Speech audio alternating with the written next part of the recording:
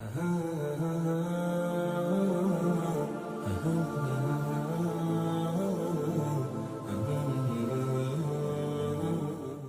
دیکھیے عام مسجد میں بندہ نماز پڑھتا ہے، ایک نماز پڑھے گا 10 نمازوں کے برابر اسے ثواب دیا جائے گا۔ جماعت کے ساتھ ایک نماز ادا کرنے پہ 10 نمازوں کے برابر اللہ تبارک و تعالیٰ اسے ثواب عطا فرماتا ہے۔ یہی نماز بندہ اگر مسجد اقصی میں پڑھتا ہے تو 25,000 نمازوں کے برابر اللہ تبارک و تعالیٰ اسے ثواب عطا فرماتا ہے۔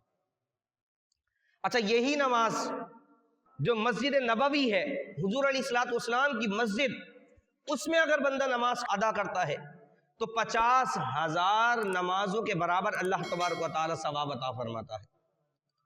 وہی نماز بندہ بیت اللہ میں کعبہ شریف کے اندر آ کے نماز پڑھتا ہے، اللہ کے گھر میں آ کے نماز پڑھتا ہے کعبہ میں، تو اللہ تبارک و تعالیٰ ایک نماز کا ثواب 1,00,000 نماز کے برابر ادا فرماتا ہے۔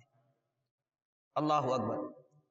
کئی حدیث مبارکہ ہیں کہ حضور نے فرمایا حرم میں یعنی کہ کعبہ میں ایک نیکی 1,00,000 کے برابر ہے، تو ایک نماز 1,00,000 کے برابر۔